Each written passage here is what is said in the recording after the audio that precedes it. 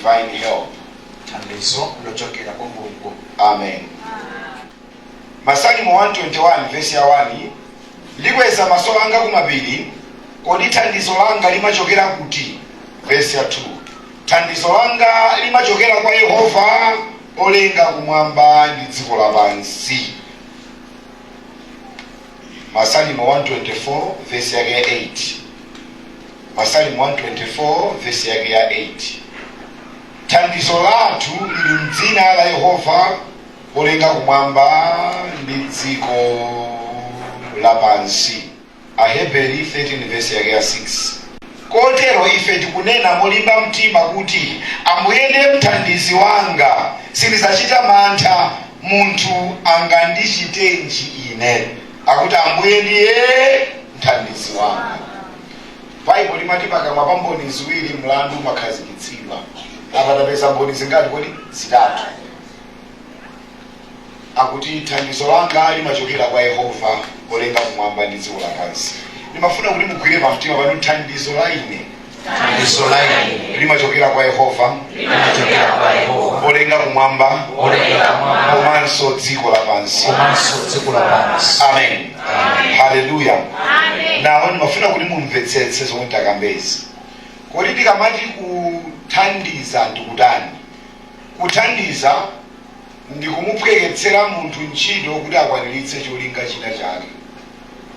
Kumupweketsera munthu zinthu kuti akwaniritse chinthu china chake ndiye kuthandiza kumeneko. Kumupweketsera munthu zinthu kuti akwaniritse china chake. Kuthandiza ndi kumupweketsera munthu zinthu kuti akwaniritse china chake. Amen. Ndikupasani chitsanzo cha thumba la chimanga lolemera 90 kg. Ndiyesa kuti si ambiri amene mwa iwo okha angakwanitse kulinyamula thumba la chimanga la 90 kg ndi kulisenza. Koma pakapezeka wina nkuwagwiriza amatha kukwanisa kulinyamula thumba lija ndi kulisenza. Ndekuti munthu amene wabwerayo wapwekesera chani ntchito. Akondedwa, moyo umene unapangidwira inuyo simungauthe panokha. Simungauthe panokha. Moyo uno sitingauthe panokha. Moyo uno ifeyo mene Mulungu adatilengera adatilenga ndi kuperewera. Umenewo ndiwo munthu. Ndife operewera. Pali zinthu zina zimene timasowekera kuti tilandire thandizo kuti zinthu zimenezo zitheke kapena tizikwaniritse. Amen. Amen. Amen. Now, tikamakamba za mathandizo, kuli mathandizo a mitundu yosiyana-siyana. Thandizo loyamba ndi limene munthu umazithandiza wekha. Kinds of help. Mitundu ya thandizo. Kinds of help. Mitundu ya thandizo. Thandizo loyamba ndi thandizo lozithandiza iweyo wekha. Ndikupatsani chitsanzo chonena kuti inuyo mwenda koma muli mkati moyenda mwadzidzidzi panjira yanu patuluka nyama zolusa. Akhoza kukhala agalu, kaya ndi mimbulu, kaya ndi mkango, kaya ikhoza kukhala nkhandwe. Inuyo nokha mumachitapo kanthu kozipulumutsa kuti musajiwe ndi nkhandwe. Zoneti mumayamba othawa ndi mphamvu zanu. Mwazitani peneko? Mwazithandiza nokha. Pali nthawi zina munthu umazithandizira wekha kuti zinthu zako ziyendere. Ndikuyankhula muno anthu mwayesesa kuzithandiza nokha kuti mabizinesi anu ayende. Kuyesa kupanga china chilichonse mu mphamvu zanu kuti bizinesi iyende, koma bizinesi salanu kuti usayende. Anthu mwazithandizapo mu mphamvu zanu kuyesa idiyo kupanga chilichonse kuti mulembedwe ntchito, koma ntchito salanu kuti usalembedwe. Anthu mwazithandizapo mu mphamvu zanu kuyesa kuti mupange project ndi kuthekera kwanu ndi lunthalanu project osatani kuti osatheka. Chifukwa chani? Munthu ali ndi malire. Pali zimene munthu sangathe. Nani kuti ndi malire? Ndi malire. Pali zimene ineyo sindingathe. Pali zimene sindingathe. Thandizo lachiwiri nthandizo lochokera kwa anthu ena. Nthawi zina anthu ena amatha kulowerapo pa nyengo yako kufuna kuti akuthandizire. Masalimo chapter number 60 verse yake ya 11. Mawu Mulungu akuti tipaseni chithandizo kuti tilimbane ndi adani athu. Akuti chani? Tipaseni chithandizo kuti tilimbane ndi adani athu. Ndi vesi ikwirira. Pakuti thandizo lochokera kwa munthu ndilopanda phindu. Akuti chani? Pakuti thandizo lochokera kwa munthu ndilopanda phindu.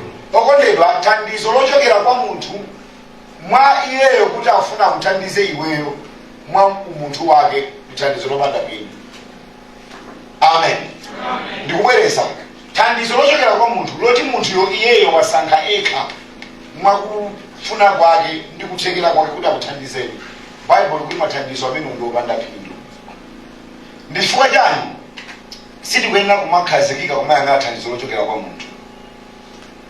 Munimvetsere, Mulungu amatha kugwiritsa ntchito anthu kuti akuthandizeni. Ndana kuti chani? Mulungu amatha kugwiritsa ntchito anthu kuti atithandize. Mulungu amatha kugwiritsa ntchito anthu ndithu kuti anthu akuthandize. Fa kumene kundifika ndikuonetsani nsoni. Mulungu amatha kugwiritsa ntchito anthu kuti akuthandizeni. Ndikunena zoona. Koma anthu opaiwoka akafuna kuti akuthandizeni pamene Mulungu sadawatume, zimakhala zopanda chani kuti zopanda phindu. Amen. Na munthu akakuthandiza potumidwa ndi Mulungu, zimakhala kuti akuthandizani Mulunguyo koma wangodzera mwandani kodi mwa munthu. Amen. Amen. Amen. Now, munimvetsere, ndi chifukwa chani sitikuyenera kudalira thandizo lochokera kwa munthu. One, munthu ali ndi malire. A man is limited. Munthu ali ndi malire. A man is limited. Munthu ali ndi malire. Olo munthu atafuna kuthandizani chodani, munthu ali ndi malire. A man is limited. Number 2, munthu ndosadalirika. Okondedwa, munthu lero akhoza kukhala ngati kuti apanga za inu, koma mmawa kupeza kuti munthu imodzi wasintha mawanga. Amusenemba munthu ngosadalirika munthu ndosadalirika. Okondedwa, munthu ndosadalirika. Inu ndakhala kwa dziko pano ndifika pano kwina zaka 30 chakutsa pano. Koma muzaka zochepa zimene ndalilawa dziko ndikozoyima pano kuyankhula ndi mtima wanga wonse kuti munthu ngosadalirika. Alipo ambiri adalira anthu koma akhumudwitsidwa. Okondedwa, munthu amatha kumakupasa malonjezo apoza. Akuchita kuziwa kuti sakufuna kuthandiza, kumayipatsa moto ngati kuti iyeyo akakuyimirira. Ati mapanga zimenezi. Ndikayankhula nawo ndabale yanga ndimadziwa timachokera mudzi umodzi. Amandimva nambala yawo si akuziwa kuti sadani kuti iliyo mene makhalira menepo. Alipo wina wake anakuyankhula kapena kuyankhani zinthu ngati apanga koma akudziwa kuti sadani kuti a man is unreliable. I'm telling you. A man is unreliable. Munthu ngosadalirika. Munthu kulibodza tu. Amen. Number 3, tisadalire munthu chifukwa chani? Munthu amasintha maganizo. A man can change amaganizo ake. Amasintha maganizo munthu. Munthu amatha kusintha maganizo. Alipo wena kudziko kuno amalonjeza akakondwa. Akakondwa ndi amalonjeza ndithu andipanga sakuti, atigula sakuti, atithamangisa mafailo ochitani. And let me tell you this, ndimafuna ndikupempheni okondwa mwa Ambuye, musamakhale anthu othamanga kulonjeza anthu zinthu zimene simungakwanitsa. Osamapanga zimenezo. Ndakukhala kuti vesi imene yanditalikira imanena kuti tisamafulumire kupanga malonjezo pamaso pa Mulungu. Chifukwa amene amalonjeza kumosakwaniritsa ati ndi chitsiru. Iyi ati nunama ndende isali ndione. Mulaliki chapter number 5 verse yake ya 4 mpaka 5. The context yake makamba za kulumbira, and I will tell you how to understand it. Pamene ulumbira kwa Mulungu usachedwe kukwaniritsa chimene walumbiracho. Iye sakondwera ndi chitsiru. Kwanilisa lumbiro lako. Kuli bwino kusalumbira kusiyana ndi kulumbira koma osakwanilisa lumbiro. Pamene ulumbira kwa Mulungu usachedwe kukwaniritsa chimene walumbiracho. Iye sakondwera ndi chitsiru. Anishani akuti kwanilisa lumbiro lako kuli bwino usalumbire kusiyana ndi kulumbira koma usakwanilisa lumbiro. Now these are people amene akuli ndipanga chakuti nyumba ya Ambuye. Ne imagine ngati anthu amalumbira nyumba ya Ambuye osapanga, kuli banja anthu pa munthu zawo. Ngati anthu amalumbira kumpingo ndipere osamakhala pa pressure ngati kuchalichi kuli project ngati wewe kudziwa kuti kuthekera ulibe khala chete zilemekezeweka. People now context yake maione and ukamakambala chichewa chakale a traditional version for the animal contemporary akuti amene achida chowinda osakwaniritsa akuti amene ndichitsi. Nepano pakhala anthu amene mukundimvetsera ndipo mukundiyang'ana muli ndi phuma lomalonjeza zimene simukwaniritsa. Tamuze nepa kuti mupole moto. Anthu amafika polonjeza zinthu kenakwa mangonena. Do you know kuti mudziko la uzimu mawu maganizo ali ngati mawu ndipo mawu ndi zinthu. Ali mmadzoti Bible limakamba kuti mawu ali osonduluka ngama mwanu akuti mudzakaweruzidwa nawo. Mmadzoti mawu samafa. Nani kuti sindizilonjeza osachita. Nde munthu ali ndi malire, munthu ndi osadalirika, munthu amasintha maganizo. Chomaliza okondedwa kuli anthu ena amene sakhala kuti akunama ndipo amakhala kuti chimene anena kuti afuna achitecho anena ndithu andafuna atachita koma tsoka ndilo munthu amamwalira. Ena adalonjezedwapo zinthu ndi munthu inu musadandaule ikamafika malichi chaka cha 2026 imakati mu malichi kumakamba chaka chino chaka cha malichi kumakamba chaka chino ndidzapanga kutere ndipo mmene amayankhulamu amathandauzadi ndipo chilichonse mwa iwowo chimanena kuti ndipanga ndithu koma tsoka ndilo samadziwa kuti malichi satani kuti safika. Amen. Nde muve anthu amene amakhala ndi chidaliro chawo pa anthu kuti iwowo akukhulupirira munthu kuti andipangira zinthu. Bible latchula kuti ni ndani anthu amenewo.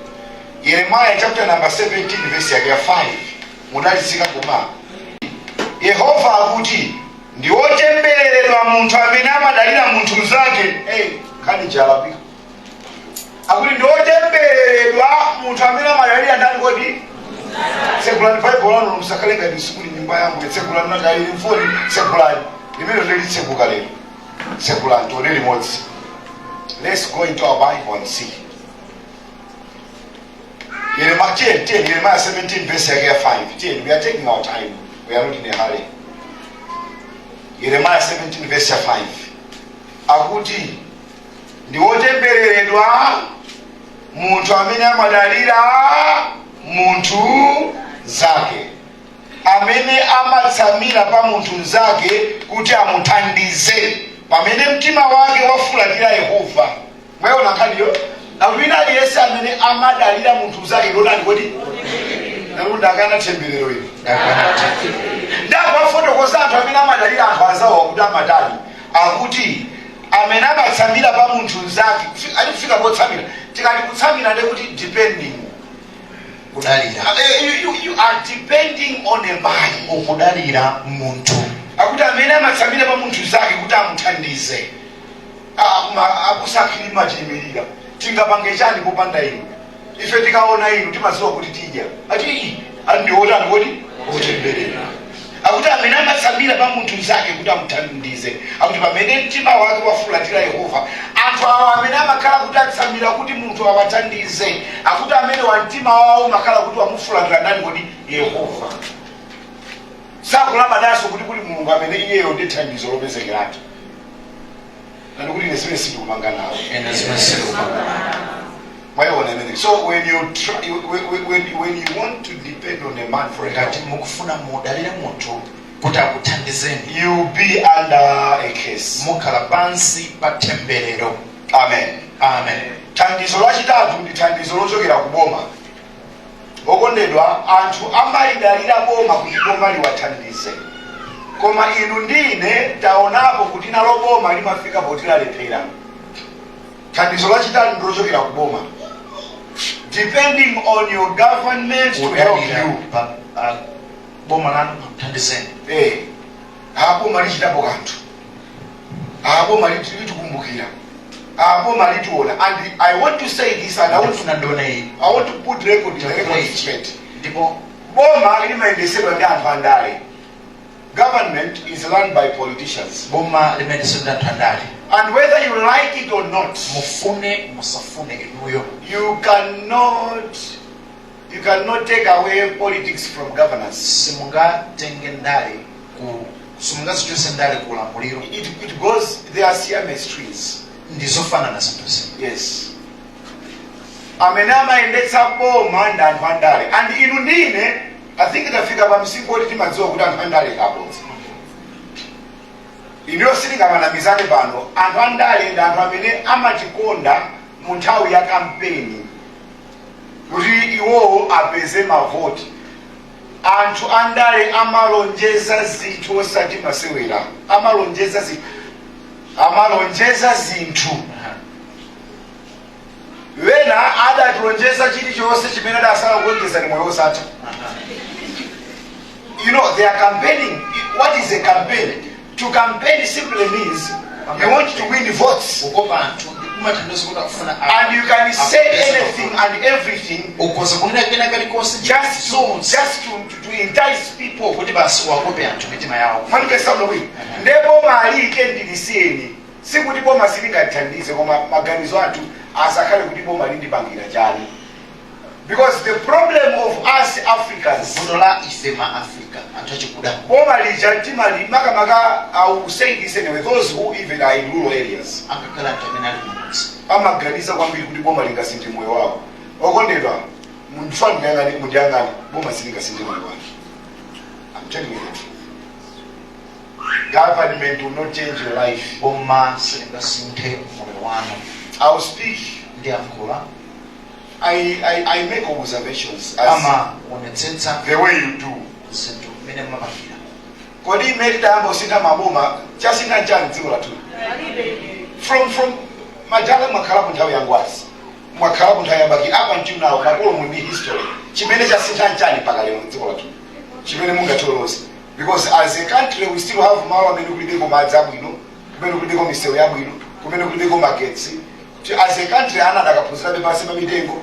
As a country right now, because zinthu ngati misewu, madzi, magesi, it was supposed to be zinthu zoyambirira. Ndikuyankhula pano kulira kumene kulibeko chipatala, azimayi amakhala akufera panjira kupita kutama kuti akayang'ane malo kuti akachilire. So government boma cannot help us. Our help comes from the Lord. Maboma akunja akafuna kuthandiza ziko lino amayika ma conditions mugwetse kwacha kuthandiza ziko lano. Olo maboma akunjawo sangathandize. They have failed us big time. Are you getting me? So as an apostle you can even tackle issues to do with the governance. Amen. Amen. Now God can use our government, but don't depend on your government. Number what? Number 3, number 4. Number 3, number 4.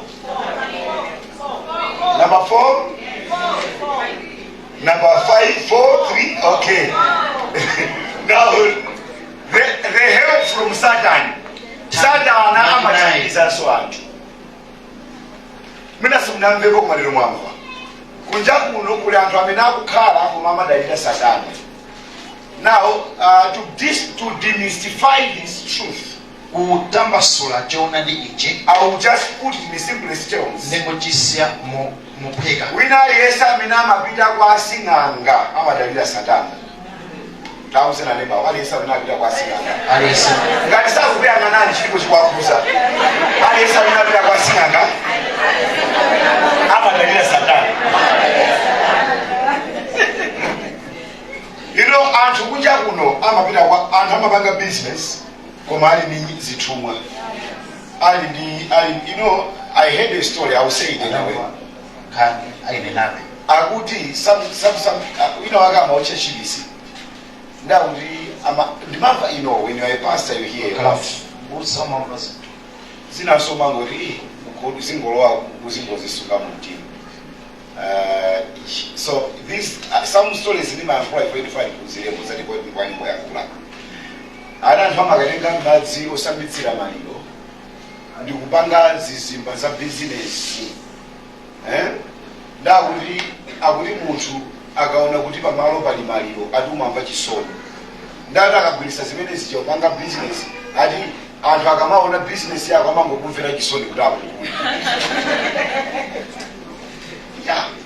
And someone of recent amanduza nkhani ati zingwe munthu akadzipa ati chingwe chimene chichachi ndi chingwe chodula kwambiri ati anthu amagulitsana ukapangira chizimba ndama ndifotokozera kuti mungasapita maliro a munthu amene wadzipa akuti kumabwera anthu ambiri ndakuti chimene chama kapangira mankhwala onena kuti business yako pasibwera anthu ambiri uzakugula.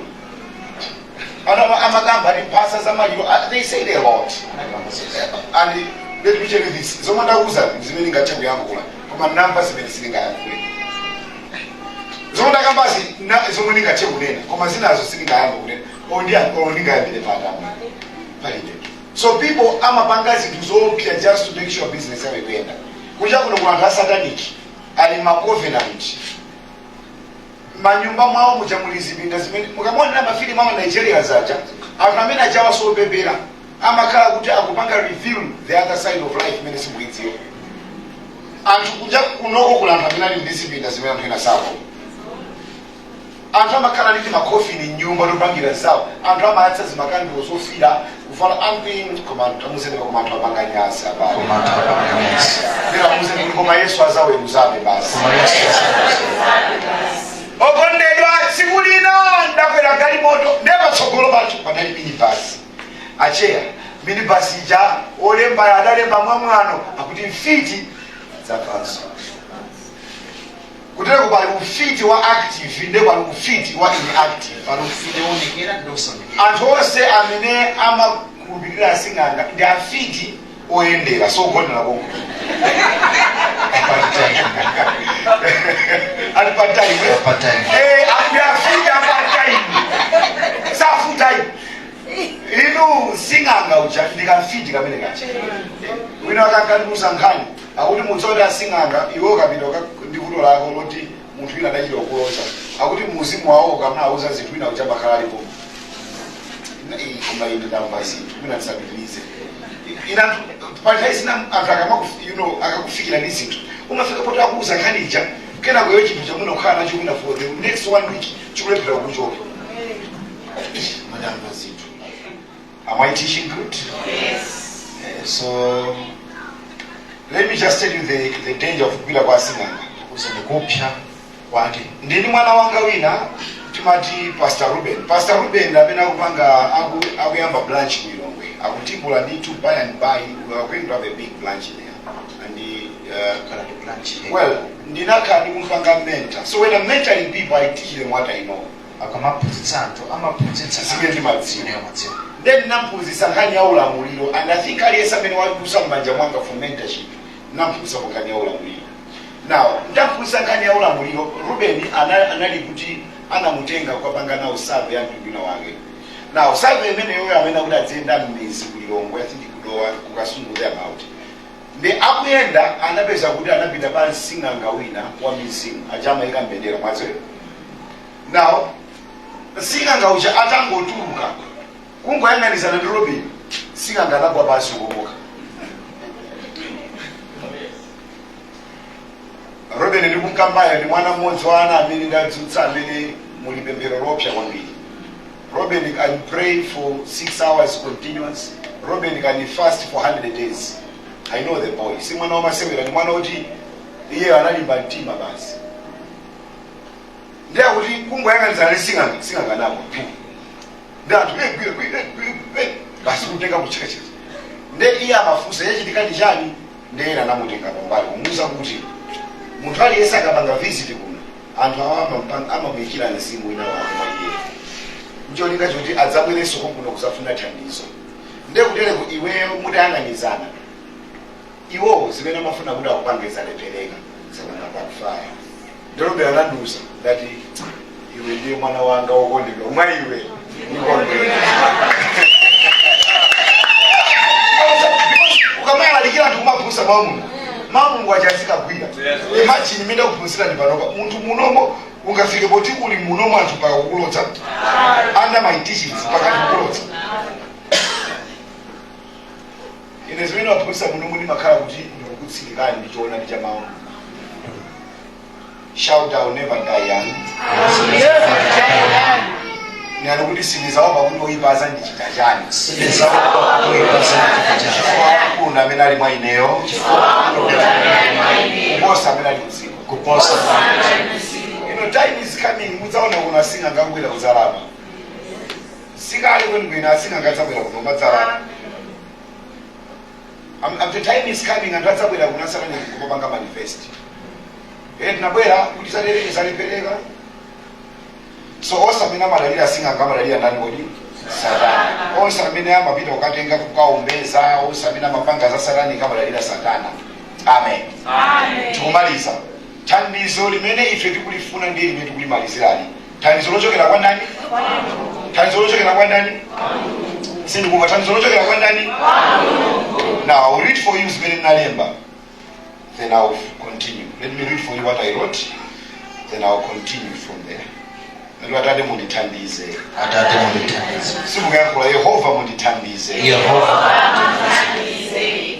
Pamene Mulungu walowerera ndi kumuthandiza munthu, ndondomeko zonse za dziko zimasweka. Mulungu angoti walowerera kuti akukuthandiza iweyo, ndondomeko ina iliyonse imene idayikidwa imatani kuti imasweka. The help of God breaks protocol. Thandizo la Yehova limachotsa ndondomeko zonse. Thandizo la Yehova limasandutsa nyengo ina iliyonse imene inakuvuta kukhala umboni. No matter what you are going through, when God has helped you, Mulungu akakuthandiza popanda chimene kudusa mweweyo. no matter what you are going through, you come back with a testimony. Yes. Amen. Mwamona munthu akuchita bwino moyo, Mulungu akumuthandiza.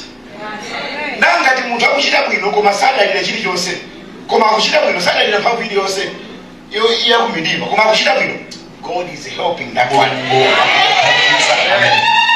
Okondedwa moyo wanu kuti ukafike poti mpaka anthu kumalozerana kuti kuja kuno kuli auje. Ngati kuti Ambuye mundithandize. Ambuye mundithandize. Ambuye akwenda kuthandizani. Amen. Okondedwa Mulungu akamakuthandiza iweyo kama lako laling'ono limabweresa zotsatira zochuluka kwambiri. Inu tisanamizane pa dziko pano anthu akulimbikira, anthu pa dziko pano akulimbikira. Okondedwa anthu akulimbikira usanadzuka azuka kale, iwe kakagone usadagonebe. Anthu akulimbikira akuyenda malero osiyana-siyana kuyesesa umundumu, koma anthu ena akulimbikira popanda cholosa. Akuti working like an elephant but eating like an ant. Kukwera ntchito ngati njovu koma kudya Kumadya ngati nyerere. Chifukwa choti Mulungu sakuti ngoti okondedwa kudziko kuno kuli mphamvu ya Mulungu imene ikakukhalira iweyo ndi kumakuthandizira. Mpaipo mchamuli mkulu wina anamenya nkhondo ndi gulu la anthu. Anthu onsewo ndi kuapha mpaka nakuti chimene amamenyera nkhondo ndi kukamira m'manja mwake. Munthu mmodzi kupha hundreds and hundreds ku nkhondo. Inali mphamvu ya munthu imene. God is helping you. Mukamamona Davide kamwana kakang'ono, it was God inu mwala ungakukape Goliath. Mwala ukape Goliath. Tena kuzana ndiruka mwala ukape Goliath. Sana mwenye duka alona mwenye mwala. Mwala kaleke ukape Goliath. Kisababu usizane Mungu akamuthandiza Davide. Yosefe Mungu akamuthandiza Yosefe. Mungu akafuna kukuthandiza. Mulungu akafuna kukuthandiza ama kupangisa iwe ongeza misoni kushaina pamaso pano ama dikini. Mungu akafuna kukuthandiza. Mungu akafuna kukuthandiza ama sinja mbili ya moyo wako. Inu kuja kuno pa nyumba pantu panasanduka anthu amachula kuti kusanduka stage pa kwanu pantira anthu matsikira pa kwanu. Tikasika pantira. Mulungu kubukisa mbiko inu Mulungu amathandiza. Kufika poti ya kucheba zina lako. May God help you. Okondedwa mukadzampeza munthu oti mumadziwa kuti munthu akamathandizidwa ndi Mulungu anthu amadziwa kuti izi sakupanga yekha. Azanga akuchira dzulu kwa Yasimu uli nthawi zina andikhulupirira. Nthawi zina anthu amalima ati kumaka wano sokolo nakakuzese mwina imene itapita kutali timukamba. Nthawi zina amene akamalima ikumana kuti ulimi usa kumanga ndi munthu. ndiye alimisa zinthu ena bana alimisa mpaka ndondocha okondedwa mulungu amakuthandiza kufika kuti anthu kumana kuti izizi sakupanga ndiachife mulungu akutani kuti I'm telling you, when God helps you, the impossibles become possible. Those things which I don't know, but the things which were difficult, they become easy. Mumazowa kuti kukonderera kumakhala payo mulungu akuthandiza. Yes. Nekuti atati mundithandize komwe. Atati mundithandize. Okondedwa dziko linoli kuli anthu amene ali ndi ma connection. Ena mwainu mulingati ine pano kulibe munthu amene amatidziwa. I'm telling you the truth. Ena mwainu takhala muno tilibe connection ina iliyonse. Kunja kuno kuli anthu ndi ma connection kulizefu banki momweko. Ku polisi kuja ndi IG. Ku ame kuja ma connection. Kudziko kuno kuli anthu amene ali wherever they can go. They are well connected. Kunja kuno kwa anthu takhala kuti ali stranded by airport because of where private jet kuzatenga. There are people who are highly connected. They are known all over. Ndekuli anthu ngati ine amene ngati mulungu sandithandiza okondedwa ineyo ndatha basi. Ndibekula ndi anthu ngati ine. Oti kuti ochipite ukatenga ngongole nzochivuta. Oti kuti kukwinsi kose kuja kulibe kwa amene amatidziwa ndi mmodzi. Kuli anthu ngati ine oti kulibe kwa wina aliyese mu system ya boma amene ni mbala amene angati kuti takumbukire awawa tathandize tabangire zakuti. Tamusendeba ndi utani bwino. Utani nanga. Kutele kwena mwaino pano government yose ikulamulira pano kulibe ko munthu ulombala ono lomusi. There is no one in the government system ya government pano kuli ndikuti kulibe ko lombozo kudziwani kulibe wachipa olofa anayezina kumene kulibe. And you know life antama ndipo ndifuna ndikuze musakuse. Padziko panopa ngati sudzwana ndi aliyense zinthu zambiri zimakhala zovuta. Ndeyifeyo aliyense kulibeko tidzwane ndi Yehova. Chifukwa Yehova akakhala thandizo lathu amakayika dzina lathu m'mitima ya adindo ndi anthu amphamvu. Amen. Inu mulungu akamathandiza munthu, an ordinary boy can become a great man. Koma kani yake mulipa kulubira. Yes. Ndubwereza ena mwaino apa kulibe amene amakudziwa ndina kulikonse. Mboma ali mulibe ma anthu amene akudziwa. Mumakapanga ma interview amene kulibe ko kumi alesa akudziwa ndine koko. Ndikuzani and all you need is who? God. Amene mukufu help. Ni mulungu akuthandizeni. Nikuti atate kumangalisa kuthandiza ineyo. Atate kumangalisa kuthandiza ineyo. Ineyo nini investa chisoni kuopsha. Kamuzina atate ngati muchitira chifundo nikuthandiza ine. Ine ndiye Lucas zinaoneke. I'm telling you we need ndisakuphunzira nkhani ya mphamvu ya dzina. Matso kuti izinoka nyamula dzina lalikulu. Dzina lijalima sekula makoma. Mulungu amakuthandiza iwe umagulisa ngulero ndipo mandagulisa bwanji. Ukukhala pasi. Udisa iwe umalekera kupanga understand kuti chimene chapangisa anthu kuti akugula kuti akuyeruse bijani. A business wiki nomwe rusibe in the name of Jesus. Wiki nomwe rusibe in the name of Jesus. I'm telling you the truth. Yeah, because God is helping you. As I'm talking to you right now, Mulungu akamakuthandiza amayamba kumakuika mitima yanthu. Anthu amudindo ayambe kumaukambira nani. Maso kuti anthu amachokira mene muli bale mlamba ngapala makale. Maso yena makala ano anango aponya mujambiri. Koba nunga handi kudikira mwene. Amene housing inaipula. Koba kala kangi mucha. Ana uchaso. Ana alivena so cheap. And there is a time where by kala yako they begin to debate.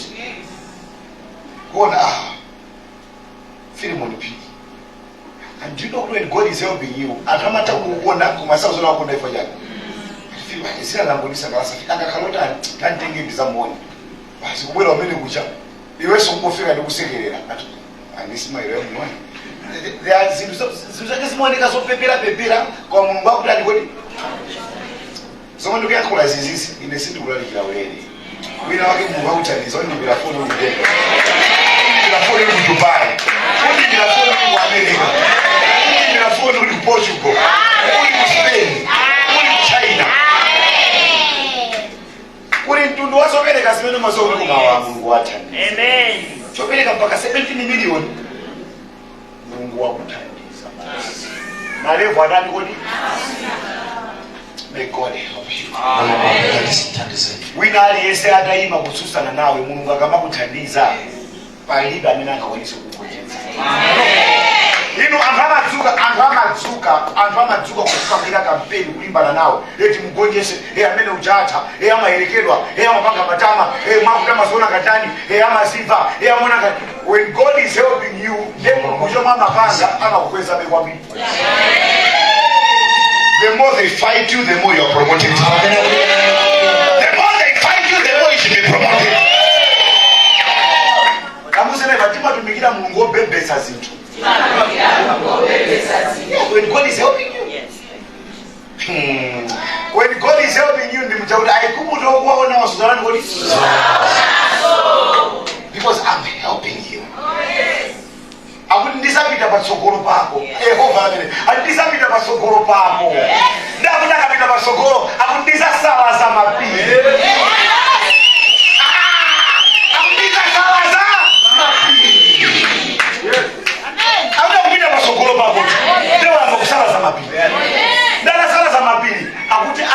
njira mchani wali muzikwa moko ikina njira akuti ndizachola zitseko za mkuo akuti zitseko za zisulo za nani wali zizacholewa ababa shantala kaba zitseko zina ndi anthu amenayima kutsogolo kwako nawo uli zizani wali siziteka silimutenga silimpasa ntchito sizimuyendera netsiku la interview Mungu amapanga zodatse kule mimba sakale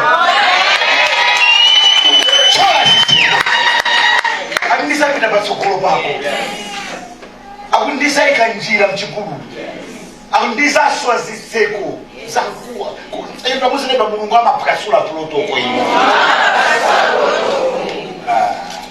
and I call him Jehovah overdo it. Amina majita mopo amajita moposa Mungu amajita mopo nakamba isi libwerezere Mulungu amakapanga zinthu zina amadikira kuti adani ako aziona chifukwa ndikuyalira gomi kuona kwachangu olopano pamudakhala kuti usiku kufuna buso mukamba za adani kulibe munthu opanga ndani. There is always somebody amene akufunira zoyipa amene sasangala ndi udindo wako sasangala ndi banja lako kula anthu kuno mukayika pa status awanda maonjeza andifana ndikuzeni ukamakhala ndi vuto ndi kuti wina wakezi kumuyendera ukuchita ndi mfiti wa part time. Why should you be sad? You know Msali Church, hallelujah, amen, hallelujah, amen, hallelujah, amen. Afuna ikilombo, uina osango yako la mwanji.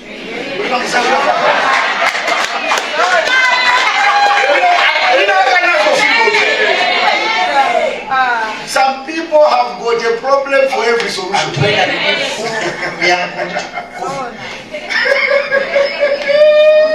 Some people have got a problem with your joy. Mulungu adzadzeka mwalanu ndi chimwemwe. Amen. Are you getting me? Yes. Langizo. Olozika makuvutani musaonese ulisi kufuta. Chifukwa alipoenda amasangalala. Amen. Nabereka experiment. Ulikuta kweka emoji ngati mugulira. Kapena kuti sili mayembekezi yako. Inbox kwa ndukuzaza. Chishika njani. Chizakarabashi. Ishofuna njani. Ili mwakuti. Siwina ndosaja kukwera kuti akusamala zaidi. Afuna amve. Akamva. Azitatu akana kuti akazikule. Asika kusema mbali. Anaoneka. Mwakuti. Jani. Amazipa umaibusa.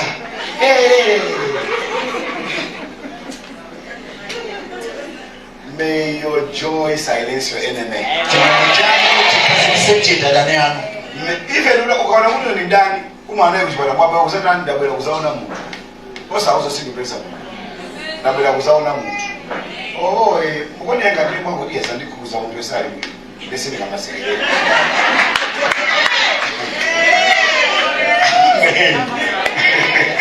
ndimusika wanu ndikumaliza na uthandizo wa Mulungu ndi thandizo lopezekeratu amusene bathandizo lopezekeratu Bible limali Yehova ndiye thandizo lopezekeratu mutawi yes he's an ever present help thandizo lopezekeratu nalikuti Mulungu siko mfuna kuti thandiza lero Mulungu siko mfuna thandiza lero as I'm talking to you rababa shata labaya God wants to help you. Mulungu akufuna kuthandiza God wants to help your family. akufuna kuthandiza banja God wants to help your business. God wants to help your children. God wants to help your future. Thandizo lopezekeratu mutawi answers. God is just one prayer away. God is just one prayer away. One prayer away. If you go on to him, and if I'm going phone, we get my agency, Kabeno Kennedy Bando. I Mungama Mufunga Gudu Muyangure. I would eat Zani Kuno Sabre and I would go. I would go to me and I shall what? I shall answer you. I'd ask and it shall be what? It shall be given. May you see God in your life. Amen. Ogonde bakazakaza ukufuna nikwantayira limotani sizi kusitha zomuntu kambazi. Yehova nithandizo lopezekeratu. Amen. Mutawi yansauso. Masali 46 verse 1. Mulungu ndiye kothawirako kwathu ni mphamvu yathu thandizo lopezekeratu mutawi ya mavuto.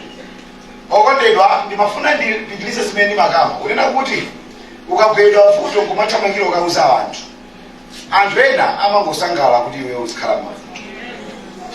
And wakakulule chidziwitso umakauza so amene amwelesa vutolo ngumakape mphaso solution iwo omwewo.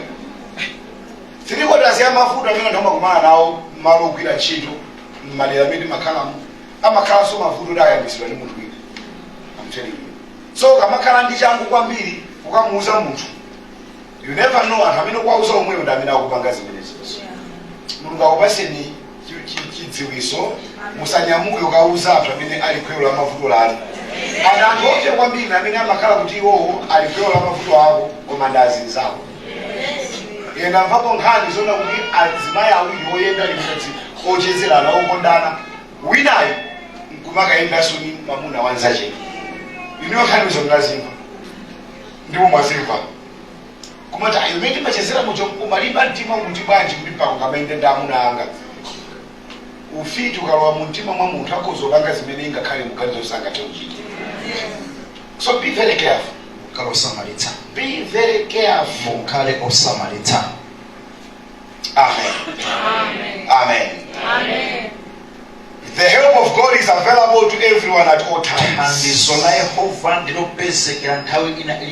Number 2, thandizo la Yehova silimalepera. The help of God never fails. Inu Yehova akamakuthandiza thandizo lake silimalepera. Akamana kuti amwe ninayesesa kukumenyerera koma satani kwati zakanika. Ine nayesesa ndipo anayesesa kukumenyerera koma satani kwati zakanika. But when God is helping you, Mulungu akamakuthandiza moyo kulibe kuti zakanika. Chifukwa yeo amene amathandiza yakakanika Mulungu amadzusa wina. Ndikuwerengereni mavesi. Lemba mavesi Marko 10:27. Marko 10 verse 27. I'm finishing. Marko 10 verse 27. Yesu anayang'ana ndipo anati kwa munthu zimene zilizosatheka koma osati ndi Mulungu. Zinthu zonse zimatheka ndi ndani kodi? Simuna yake. Zonse zimatheka ndi ndani kodi? God is able. God is able. I'm telling you. So Mulungu akamakuthandiza zitheka basi. Tangweleze zako zitheka inu msama. Kwani kusakublewa kwa ndugu wangu. Ndani zitheka. Zitheka tu. Sometimes it's just a matter of time. Koma zitani kodi? There is a day where you shall celebrate. Oh yes. Misozi yose si yachisoni, uliso misozi ina ndi yachimwemwe. Amen. Misozi ina ndi yachimwemwe basi. May you cry tears of joy. May you cry tears of joy. May you cry tears of joy. Amen. so azimayi pa tsiku lawo kwatatsika osalira zophotera zimasungunuka. Yeremiya 32 Yeremiya 32 verse yake 27 tumaliza. Yeremiya 32 verse yake ya 27. Amen. Yeremiya 32 verse yake 27 ndikuwerengerani akuti 27 munalitsika kwa lero. Taonani ine ndi Yehova Mulungu wa anthu onse. Kodi chilipo chinthu choti ine nkundilaka? Apa Mulungu kufika pozangu panga challenge. Akutaonani ine ndi Yehova Mulungu wa anthu onse. Kodi chilipo chinthu choti ine nkundikanika? Taisina zake Mulungu umafuna mankubusa zimene anena. Miso ikukulira mucha Atate mawanu munanena kuti ndinu Mulungu wa anthu onse ineso ndi wanu. Munananoka kuti palibe chimene chingaukanikeni. Chotsani ululu, chotsani ntenda iyi. Yehova simulepera ndinu thandizo lopezekeratu munthawi ya sauso. Mukuti ndikuyirani ndikupose popezekera inu. Thandizani chitani sinu munthu kuti mukaname. Mawu ochokera kwa inu sabwera kwa inu mwachabe. Zonse ndinu ndizotheka. Pemphero limenelo usadamayi ndafa ine. Amina ngalisema zonse mende yako na kwa 25 ozoni mapeso kauka. Ozoni mapeso ukupemphera kukulira kwa Yehova kumuzo imene Yehova ali. Let me tell you this. When God is late, Mulungu akachedwa. He will give you the latest. Amabwelesa chinthu cha nyunyu. He will give you the latest. Amabwelesa chinthu cha nyunyu. Yeremiya 32:17.